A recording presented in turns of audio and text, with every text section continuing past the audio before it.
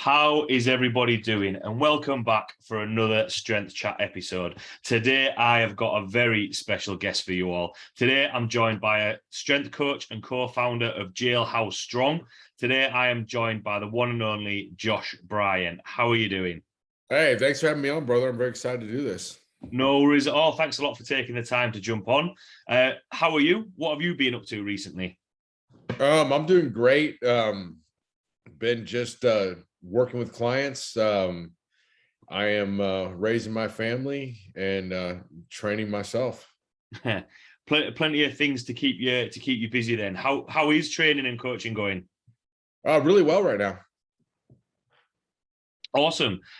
With the obviously I've done a little bit of a brief introduction there, but for everyone listening who might not know your background about Jailhouse Strong, your own coaching, your own training, just want to give a little bit of a background to yourself. Sure. Hopefully this sounds good because I wasn't prepared for this, but let's give it a shot. So I've been obsessed with strength since about 5 years old. My dad used to take me to pro WWF, it was WWE now, wrestling matches. And I always wanted to look that way. So I would sneak in the weight room when I was like 5 years old. I got my first serious strength training program at 12 years old. And I've been at it ever since. Started off as more of a traditional athlete. I did boxing, football, American football, track and field. And did that through high school into college. And then from there, I kind of really decided to pursue my true passion, powerlifting and strength and all things strength. So from there, I used to drive, about a 3-hour drive each way to squat. And I started moving around the country to train with who the best people were and learn as much as I can. In that process, I've been working with clients since I was about 16 years old. I was managing a hardcore gym at 16 years old, the one I trained at. Wow. And, I was like a sophomore in high school and I'm writing training programs for bouncers of the local strip club and people that were like real hard asses. So I'd been doing that the whole time. And before I had any formal training, I just had a knack for it. So like, I didn't have a scientific background or anything, but it just was getting people good results based off observation. So I talked to Sal Aria, the owner of ISSA with head Fred Hatfield. I met him at the gym when I was bench pressing in junior high. And he told me I should get certified as a personal trainer. I did that through ISSA. And still up until about, 2006, my own training was the primary goal. But I started working out, and in that time, I won Atlanta's strongest man in America, was the youngest person to bench press 600 pounds. Totaled 2292 in power, or 2294 kilos in powerlifting. So I think it's like 140 kilos right in that area, 145, something like that, or 1045, excuse me. And then I was working with clients to make ends meet because I was training myself, but I was getting such good results with people. One day at a meet, I kind of realized I liked doing it, liked other people's success even more than my own. And just started working with people. I had a chance to work with all, and then from there it kind of took off. So I trained people from 97 to probably about 2011, so about 15 years there. Then at that point, I figured you shouldn't be one of these people like does it for 6 months and writes a book at that point. I wrote my first book, co-authored with Bryant, Metroflex Gym, Power Building Basics. And since then, I've had the chance to work with elite, bodybuilders, Olympia level, strongest people in the world, traditional athletes, tactical athletes, do seminars all over the world. And it's been a hell of a run. But as I say, it's just getting started. Oh, cool. And I think especially with that, when you've said there, starting getting into the gym because you enjoyed it and found that as a passion to then be able to do that, as a job, I always say, it's kind of, lucky to be able to do that, coach and exactly like what you've said, work with the athletes that you've worked with. You kind of mentioned a couple at the start there, but who has kind of been your biggest influences on your sort of training and coaching education, but also your philosophies on training? I would say initially early on was a guy named Steve Hall. He passed away, and he's the first person to give me, like serious strength training at like 14 years old. Before that, I got on a program at 12 years old, but it was sort of like, I just kind of figured out my own thing. And then it was actually pretty good for, for a 12-year-old or for anybody for that matter, for early on. But then I got with Steve and really got dialed in and like, for example, like, instead of, you really got my triceps stronger, say for bench pressing, and like little idiosyncrasies that like people at the gym didn't emphasize, because like, for instance, you talked to me about the gym at that time period, everybody's about biceps, where like, I just do curls, the cows come home, and wasn't getting the transfers to my bench. Started working with Steve and learned a lot. Of another person was a guy named George Brink. He was the first person to deadlift over 800 at 50 years old. Right. Another guy, Ode Hagen, was really, professional strongman. I trained with him. And then a professional, like kind of like actually like, that kind of deal, not like my own training, just was of Dr. Fred Hatfield. We did like 25 seminars together before he passed away. Right. And I'd read all his books and stuff. So like when we first started doing stuff together, I would like quote him to himself all the time. So he knew, that I'd learned a lot from him. Yeah. And then I also learned a lot from Charles Poliquin. So I liked the fact that Charles Poliquin was so, to be in like the strength conditioning world, he was like an MMA fighter. He may not have necessarily been like the one best at like one particular discipline, but he's pretty damn good at them all and put it all together to make a great program. Where like a lot of people, like say if somebody's like really good at judo and then like somebody just knocks them out because they can't ever like throw them or take them down in MMA, that wouldn't necessarily cut the mustard. And that's a lot of people in strength conditioning they might be like really good at one sort of discipline, but like they're not really good at combining it all together. And I feel like Charles Poliquin was one of the best artists, and Fred Hatfield kind of set the tone of a lot of the irrevocable principles of strength conditioning and strength training. Yeah. Because especially mentioning, I know myself having read, a lot of their books, and you mentioned at the start, driving to go for, training sessions, and the people that you've mentioned that you've learned from, Right. and not everything in terms of the science realm, if you like, because sometimes I think it is a case that science is catching up to actually what is being delivered in the gym from more experienced coaches, Right. who are doing it, day in, day out.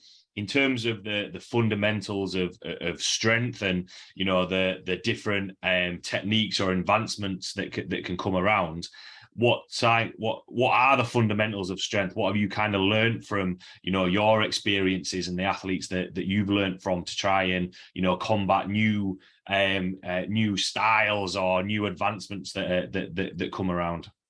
Well, so you mean basically like for like a kind of like a detector of nonsense sort of thing, like yeah. So I think you can always like go. So here's kind of one of the main pickups I've had is like I'm very suspect of when people all of a sudden like come out like, oh yeah, like I found my strength training salvation through body weight training, then like a month later it's something else, and like, oh, kettlebell. I think you have to. I think I've always learned from people. I think you have to. So here's the kind of balance of what you're trying to strike. I think is staying true to principles, but being open-minded. So a lot of people won't change. They're gonna do the same thing no matter what, and that can be that's and unfortunately that's better than a lot of people, because at least if what they're doing is pretty good, that's going to be better than a lot of people that are nuts, that are like switching things all the time. So I've found like the Fred Hatfield and Charles Poliquin is like, for example, like Fred Hatfield, I don't like Olympic lifting a lot for like traditional athletes unless they're already proficient in it. I think it's not worth the time investment to get good at it. I think it can be rough, especially for bigger athletes, like rough on the shoulders, elbows, wrists. But I do have clients I program it in for because they're already proficient at it. So Fred Hatfield was like really gung-ho early on Olympic lifting. We just kept talking about it. And I finally got him like, to kind of see my point of view on it and like embrace it, where like our latest work was more for the ISSA CFT certification, was a more geared towards, getting your explosive training through throws, jumps, things like that, rather than like the more complex Olympic lifting. But the point being, like, Fred was open to that. He didn't think he knew it all, but it wasn't like I didn't walk in when they say Olympic lifts are bullshit. He's like, yes, they are. Like, let's, go do this instead. It like took a lot of talking, convincing, slowly kind of like, honing it in out, so to speak. So I think that's the main thing. If you have like underlying principles of what you're trying to do, is like, then you can kind of like slowly add and try stuff. So it's more of like a micro, like in evolution, they'll call it a micro evolution, would be something like Darwin's finches, were like finches survive because their beaks are like the right size to get, whatever food they're getting out of the trees there, they fit in there. And so over time, finches are, going to be born with those beaks because they breed. Where like a macro evolution would be like, if somehow, like, you're saying this, like, finch basically evolved into a lizard or something, like just boom, something different. You know what I mean? So like, I think the micro evolutionary stamp of training is generally going to be, I mean, sometimes you have those aha moments where, oh shit, I was doing this wrong kind of thing, maybe. But like, for the most part, the micro evolutionary, kind of process would be a good way to do things, rather than just like jump on any kind of trend. And a lot of times, like you're saying, that science is catching up. I mean, a lot of times I didn't even study on certain things. A lot of times people can't even, won't have like the proper activation or the pain tolerance to even do what needs to be done on like certain, like, so there's like I'm not a proponent whatsoever of high intensity training or heavy duty training. However, I don't think it gets a fair shake in some of the studies, because the people that are really doing it for real, I mean, like what was the old thing about, like, some people say, when Casey was training with Arthur Jones there in the Colorado experiment, some people said Arthur Jones literally held a gun to his head, because I know he's brandished guns at like strength conventions and stuff. So maybe true. But the point being, that's the kind of like, okay, going one set to like where your form breaks down a little bit, then like one set to like where you, on lateral raises, for example, or a leg extension, say a leg extension, you can't do it anymore. Then all of a sudden you have somebody lift the weight up and you lower it yourself. Then you can't do that anymore. Then you're just pushing as hard as you can for 10 seconds isometrically, like you're going to die. And you literally think someone's going to let that gun off if you stop. That's different than what most people consider failure. So the point being, I think a lot of the people in the studies are too much of pussies to even do, what's being advocated. Now, I don't think that's the best training method necessarily at all. I'm just saying, like, I think it's an unfair shake because of that, for example. Yeah, that's maybe a little bit of a tangent, but I actually had a conversation about this a couple of weeks ago about sometimes with the studies, is that the actual people that they're getting to involved are either people at university or students or people that are untrained, and not necessarily for the population of powerlifters or something like that. And one thing that you touched on there, speaking with Fred Hatfield about, the changes in developing power, is that it's a conversation, and Right. always saying why is it that they're changing from there. Do you think that's where people sometimes struggle, where if somebody says, oh, try this new thing because they've had a result with one person, they don't question why, they just see that result with that one person, rather than the repeated success that coaches might have with Right. a lot more athletes? That to a point. And then also I think a lot of it's just like, like trends and stuff, because a lot of people can sell, like if they sound confident in what they're saying, like, like for me, I had to learn that before, like certain people you listen to and they sound really confident in what they're saying, and you think what they're saying is true, maybe because, like, if you're more like, if you speak that confidently about something, you're pretty sure and it's true.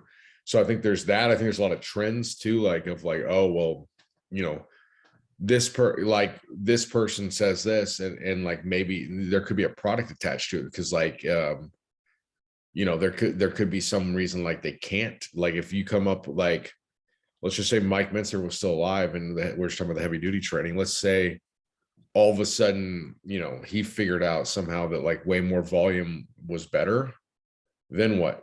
Like how does he market that at that point? Like say, oh, thanks for following me this whole time, but I was dead wrong. So that's personally why I've never come out with like an exact Josh Bryant method or Josh Strength method, because I have many different programs and many different books and things online. And that's the deal is I'm not attached to one of them. They're just different ones that work. But like, I don't have like one way of doing it. I don't have one methodology, because once you do that, if you're wrong, you're going to go out of business, or you're going to be lying. And I don't want either of those things to happen. Yeah, definitely. It's one of those things of, having different, tools in your toolkit, a little bit like, you mentioned, Right. the variety of athletes and clients that you've worked with. It's not always going to be, because then equally everyone is an individual themselves, so you might have to change things around a little bit depending on their experience, what the goals are, and all those sorts of things. So yeah, just again on a maybe a little bit of a tangent, but do you think that's where people lose sight of the core values or the core principles that you need, to get stronger? Because, it's always that risk of, trying to be different to what everyone else is doing, Right. but also, worrying about the business side of things, if that kind of makes sense.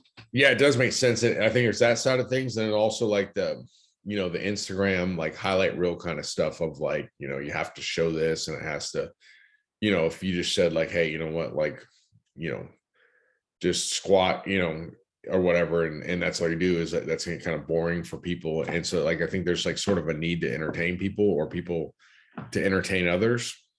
So I mean, it's funny because the internet's the best thing and the worst thing that happened to any of this stuff, because like I mean, we wouldn't be talking if it wasn't for it. So that's good, but there's also bad too, of like a lot of nonsense is out there, because there could be somebody that like you has a lot of good information that like doesn't know how to present it or market it, and then somebody that's really good at marketing and presenting could have terrible information, but it actually flies because they don't. So yeah, so the internet's the best and the worst thing to happen to this. I think if you're smart and prudent, then it can be a really good thing for you. Yeah, definitely. I think it's that thing of, sometimes the people who shout the loudest aren't necessarily shouting the right things. And then especially from either coaches coming into coaching and trying to develop their client base, but also clients as well, trying to filter all that out. One thing that you mentioned there is, obviously it's not exciting or different or new, when it's like, right, we need to be squatting, we need to be deadlifting, adding those, fundamentals of strength in there. How do you approach that with clients, to get that buy-in from them, to be like, look, this is what we need to be doing to build, serious strength? Or how do we add some variety in their training? Well, the fortunate thing for me is I've had such a strong track record of success that I think most people that come to me would already believe in what I'm doing. And if I got a feeling if they don't, I would just it doesn't have to be like a nasty thing. If they're not believing what we're gonna do, and I can just get a sense of it, I would just say it's let them go our separate ways. And it doesn't have to be like I hate you or you hate me, but it's all like there's actually studies that show athletes do better when they believe in their plan. So, I mean, it basically, the Fred Hatfield 7 granddaddy laws are kind of like the principles I started with, when I was in high school, and it's still basically the same thing. Just learning, new tools within so you got the 7 granddaddy laws, the principle of individual differences, overcompensation principle, overload principle, specific adaptations to imposed demands, use principle, specificity principle, and the gas principle, which could be like the, kind of fitness fatigue model evolved out of that. But the point being, that stuff is where it's at. So like, that doesn't mean you don't ever change. That means we continue to use new tools. Like that's sort of like in what the Constitution of England's called the Magna Carta, right? Or is that back in the day, or is that? Yeah, I think that was a long time ago, I think. That's not active anymore. Okay, well, in United States, theoretically, we have a constitution. Yeah. And Okay, so that's going to be like your laws, and that's like the guiding laws. And if something's not covered, it goes back to the states, kind of thing. Where this is the same kind of thing. This is like a constitution of program design right here. So everything can fit in there, but we can learn new information. Like, so for example, if you're say you're talking about, the overload principle, instead of adding just, 5 pounds a week or something, and you're gonna run out eventually, maybe you add chains or something, that like wasn't available before. So 20 years ago, if you didn't know about it, you learned about that, that could still apply within that without like, trying to reinvent the wheel and do something crazy. So I think having those like guiding principles is where it's at. And it's interesting is I need to find it. I don't think they put it in the textbook. I need to put this out as a newsletter or something. But Fred Hatfield and I, we rated a bunch of different popular programs against the 7 granddaddy laws, like if they like adhered to them or not. Obviously, the principle of individual differences for the most part in a mass market program is not going to be there because it wouldn't be mass market then. But we'd look at all the different and look at how they stacked up. Yeah. And with that, because obviously you've said there, buying from that, and especially with the knowledge and experience that you have when clients and athletes are coming to you, they're going to buy into your process. They'll have seen what you've done. For coaches, starting out in coaching, do you think that's where, in your opinion, that they can sometimes struggle because they move away from those principles, then those laws, rather than, they're there for a reason. The fact that you've said or listed all those things, that they work, they're the things that you've used, and that's why you get buy-in from your clients and athletes. Yeah, and you have to do the best with what you have. So for example, the first time I trained Johnny Jackson, and what had happened there is he'd seen me work with people he didn't know who they are, like kind of more average people that were deadlifting over 700 pounds that weren't like any sort of lifter really before that. So that made him buy in, because it's like, you have to do, if you do the best, if you get people good results, first off, you treat people how you want to be treated. Like, you treat them like they matter and they have value, because I mean, they do matter and have value because they're letting you do this instead of work, some corporate box job or something. So you gotta love them because they're making it so we don't have to do a real job. But get them good results, and other people will notice, because that's what you have to do. So I always think that would, do the best you have with what you got, and instead of like, instead of chasing everybody new, what you need to do is do well with what you have, because it's a lot better to, from a business standpoint too, to just to not have to go out chasing people. Like, I'm not like an expert on like internet leads or leads, but I know people that track leads and stuff always say like getting the acquisition of a new person is much tougher than if you acquire a new person as even somebody you want to work with, where like, so you have to really value the people you work with. And also, I always tell people get mad when I tell them this, but it's the truth. Say like, if you looked at yourself from a third party perspective, would you want to train with yourself? If you're saying, well, I wouldn't, why do you not want to? Then you could figure out, if you're saying there's no way in hell I'd train with myself if I was, somebody else, then why would you not train with your else? Okay, well, if you're, don't know anything about exercise science, you can learn about it, or whatever the case may. Oh, I wouldn't train with myself because, I'm advocating weight loss, and, I weigh, I don't know what you guys call it, stones over there, 30 stones. Then drop down to 15 stones or whatever the hell you need to do, So like that kind of thing of like, would you treat everybody right, do your best for them, then figure out if from a third party perspective, if you'd want to train with yourself, if you're somebody else. I think you kind of use those guiding, kind of ways to look at things. And I think you'll be, happy with the results. Yeah, definitely. I thought there was some really, really good points there. And one thing that I kind of wanted to expand on a little bit is, especially when you mentioned, focusing in on, what do you have right now, whether it's equipment available or work with what you have, because I think that a little bit like what you said, I think that was a really good analogy of looking at yourself from like a third person, would you train with yourself? To kind of have that honesty of like, look, I'm working with clients, obviously within the realms of getting stronger. Can I get the people stronger with what I've got? And then everything else is a bonus from there, because one thing is, and I'm not sure whether you've come across this, but I've got some powerlifting kits, or some Eleiko plates and an Eleiko bar.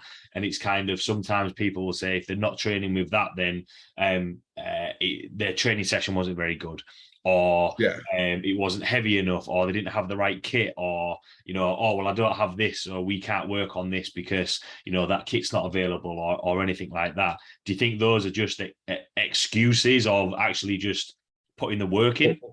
Well, so let's go backward real quick. So like basically all we're talking about here is like, this is like a kind of a law of the universe called the law of stewardship. You need to take care of what you have right now. Like if you're like financially, if you're broke right now, assuming you're not like minimum wage, you have a decent job, you're gonna be broke if you start earning 5 times as much, because you can't handle what you have. If you're not treating your clients good now that are like, not famous, you're gonna treat your famous ones like shit too. It's you're not gonna do right by people. So you have to take care of what you have right now. And I know what you're saying with that, with like certain plates and all this kind of stuff. I think it's good marketing on the companies that do it. I have people like one time someone wrote me, an online client said they hit like a TB PB something. I'm like, so I'm starting to sound, I'm like, okay, what's this acronym?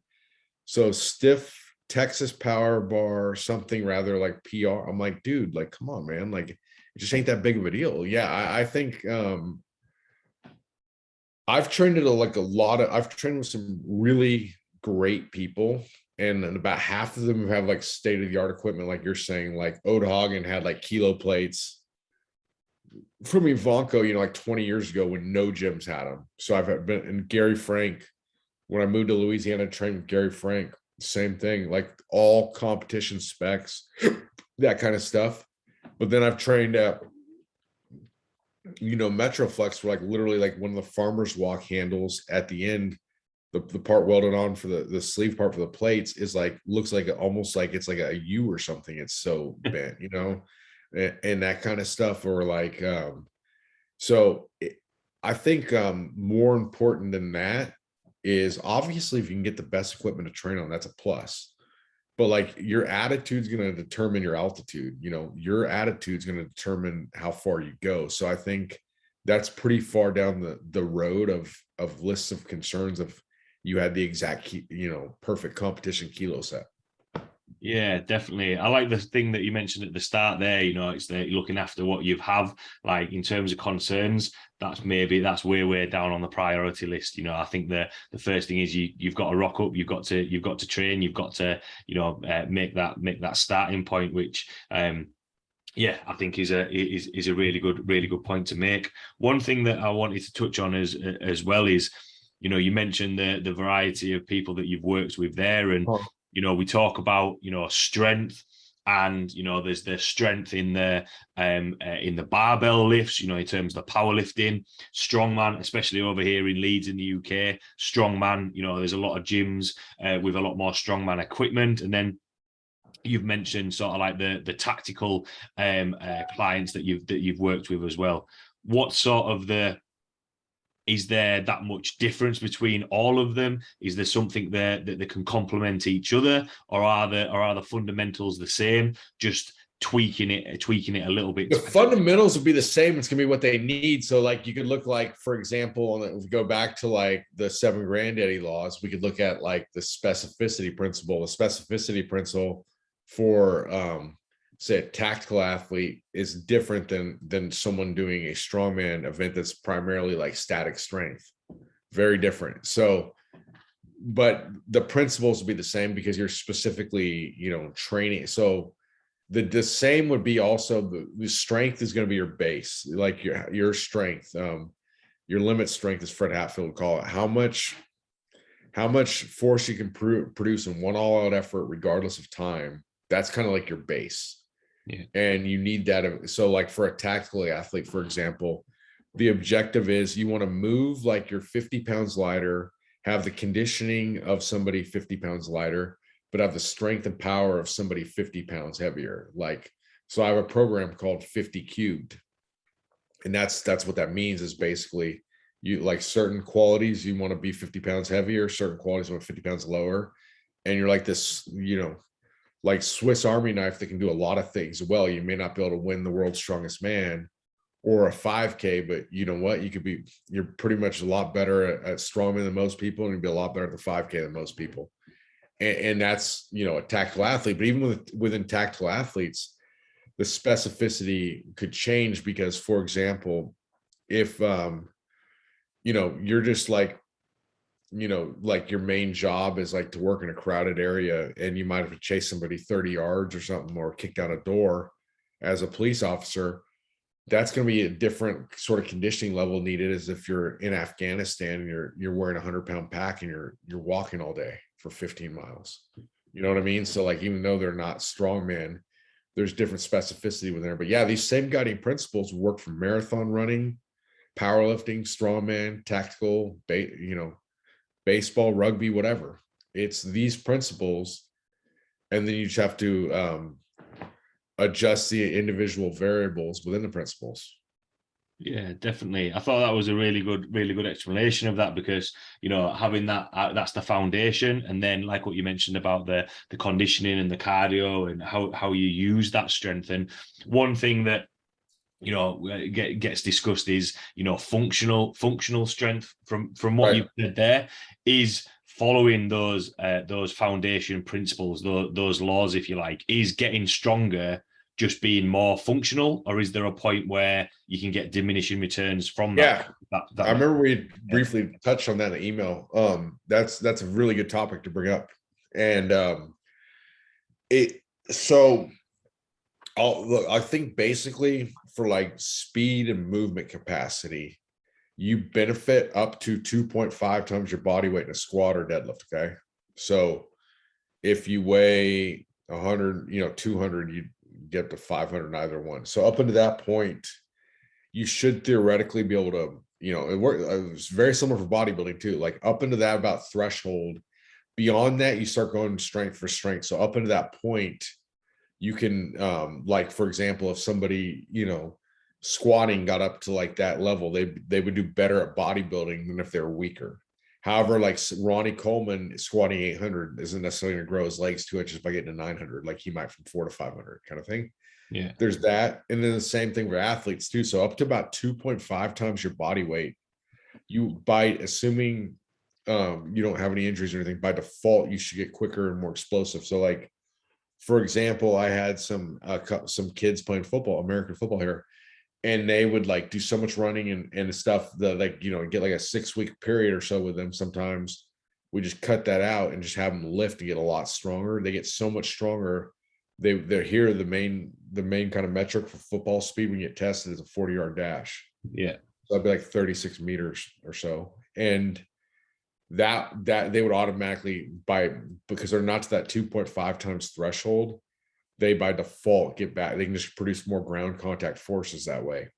So up into that point, then beyond that, you're kind of doing powerlifting for the sake of powerlifting. The other thing is, I've seen that before here. I'm going to keeping an eye on this, because I may have to kind of like, sort of preach a different philosophy to a degree, because I was at have you heard of, I don't know if they have 24-hour fitness over there? Yeah. Okay, it's like, so they have one over here, and I go to a couple sometimes because it's like $10 a month, and they have like the machines I don't have here or other gyms I go to. They got like the more traditional kind of bodybuilding machines and whatnot, and it's real close to my house. Well, I was over there, and there was a guy there. I don't remember his name. He was a nice guy too, and he recognized me from Instagram or something, said hello, and I was watching him work out. This dude this was like 2 or 3 years ago, right before the pandemic hit.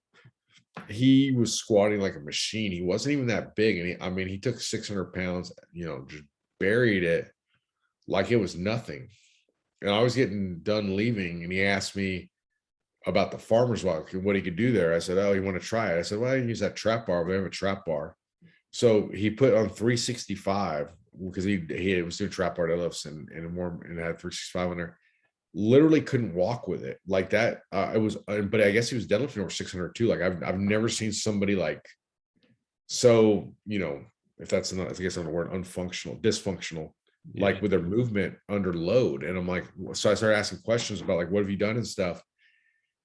And apparently he didn't have any kind of athletic background. He just had got into lifting somehow a few years earlier and was talented at it. But the point being, like, I think these like standards I've kind of talked about are true, assuming you have some sort of athletic background, like not like you just did nothing and started lifting weights, because I've never, that was crazy to see that. So you definitely can get strong without being functional. I think that's the beauty of strongman training, because like I said, there's nothing more functional than picking up a heavy load and moving with it. That's the ultimate definition of functional training right there. And I think strongman training can like bridge the gap between like the weight room and the quote unquote field of play. So like, for example, if you're like a power lifter, you got to be careful. If you have a really strong strength to body weight ratio, it's high level of relative strength, and you go out and sprint day one, you very easily could tear a hamstring because you have this crazy horsepower, but your tissue is not ready for that ballistic stress yet because you haven't been doing any movement. So strongman is moving, but obviously you can't move as fast because you're under extreme load. So that the strongman kind of like prep you, for example. So like for a lot of people that are like tactile athletes, I get that if you're a track runner and you're sprinting up hills against sleds and all this, you might like mess up your cadence, your stride. But for everybody else, it's not like perfect technique, Olympic level.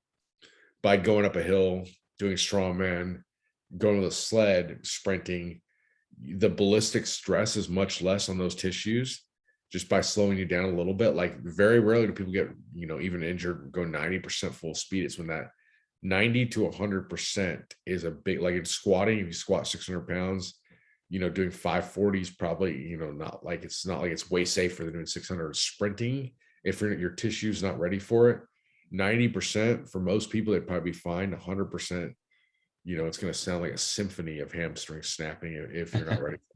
Yeah, definitely. I think it's interesting that you mentioned that and using that as an example from the guy that you saw in the gym, because I think the entry point for strength training is pretty low. You can come from not doing very much and, like you say, get relatively strong, but then people get involved in powerlifting, and that's the only thing that they do, rather than adding in these different movements to kind of. Sorry, I mean, there wasn't like, how old are you? I'll be 29 in October. Yeah, so you're kind of like in between. So I'm older than you. So like, but even so, like, in the 80s and 90s, even there wasn't like as much, like kids were outside doing more stuff. So like, even if you wanted to watch TV all day, there wasn't anything good on to watch if your parents would let you. I mean, you get like, because we couldn't record it and watch it later. So if there's some show you like, it's on, once a day at most, maybe once a week. And there's wasn't stuff that like you couldn't record it and go back and watch it, all that. So like people were outside doing more stuff, where now like a lot of times the parents don't make a concerted effort to have the kids do other stuff. They won't. And then like, so then maybe like all the stuff we're talking about, like, oh, the strength to body weight ratio will go out the window just because people haven't done like what we consider like just normal movement patterns of being alive and just not being a total couch potato, because now there are more total couch potatoes, but you can still get relatively strong being one. But it's like the type of thing where, someone's going to slip in a parking lot, barely because it's wet and like, need surgery kind of thing, because they just don't have any kind of movement capacity. That's another thing that's pretty interesting is I did a seminar tour over in India, and it was pretty interesting to watch people there. A lot of people there would do like these like crazy long warm-ups, like hour-long warm-ups, like sit there, foam roll, do these kind of stretches and blah, blah, blah. And they think that was some sort of like, mobility functional movement pattern. And it really wasn't, because it's so low stress. If anything, it might get them more injured because if they try to get in those positions they were getting into fast and under load, they're not ready for it. They're just gonna get there now, but not get there under any kind of stress. And it was amazing to me to see like they considered that like quote unquote functional training, where I'm like, no, just do a little, dynamic warm up. Let's like, when your squats, start warming up by doing submaximal squats, work your way up. Then we can throw some strongman stuff in after for the more functional stuff. And they thought it was kind of like, okay. So yeah, from what you've said there, I think especially, I mean, like I'm not sure what it's like where you are, but not a lot of people are going back into the offices to work. A lot of people are maybe a couple of days a week, but a lot more people are working from home. And like you say, in terms of activity, we're not as active as what we once were. I had a conversation the other day, and there's that much choice in terms of things that you can watch in terms of Netflix, Amazon. There's Disney Plus. You can get everything delivered, whereas there's that activity level can drop down a little bit. With when you said there about getting to a point where you get strong, and then it's like, right, how do you use that strength in terms of becoming powerful, or moving things at speed if you're doing strongman or anything like that? Is that 100%. A case of to get stronger? Is it a case of cycling through that, or when does it get to a point where you need to change things up in terms of training, or does that have quite a long lifespan in terms of repeated success? Say it again now. So with the, obviously you mentioned there, sticking to those laws of getting stronger, and then from there it's a case of, right, now we're going to use that strength. So we're going to now start developing power. Is that, the recipe for repeated success, or is there a point where you might have to change things in terms of the training? Well, for the most part, you want to get the strength first, because the strength is your base, and initially you can get people, you can get people better at their chosen endeavor by just getting stronger. Like if you're training, say like strength training for like women's soccer or something, and a lot of those kind of sports that aren't like the mainstream ones, a lot of old school people have like rallied so hard against lifting, they haven't ever lifted before. Then you can like literally do something like very basic, like 5-3-1 or so, starting strength, something like that, and like get really good results, because they will initially, if they're playing like one of those sports, they should get better by getting stronger right off the bat. So it doesn't need to be like the pressable specificity. There is more like you're too weak to do you're too weak to maximally execute the movements needed for your sport with maximum speed. So the specificity is just getting stronger so you can do that. You know what I mean? Like that at that point, that's that. And then eventually, if they do start reaching those thresholds we talked about, then they can dial back to, okay, we need to make this more soccer specific, say. Yeah, absolutely. It's like, going kind of full circle, what you mentioned at the start, those laws that you mentioned of, specificity, overload as well. It always is going to come back to those things that, has been a common theme of what we've chatted about today. Yeah. From everything that we've chatted about there, the last question that I like to ask Josh, a lot of topics covered there, a few tangents thrown in, but for everyone listening, what would be your take-home points or words of wisdom from what we've chatted about today? I think mainly just let principles, they're called the 7 granddaddy laws. Have guiding principles, and remember, it's a law, and if you break the law, you get thrown in jail. In this case, the jail is going to be a jail of suboptimal gains or no gains.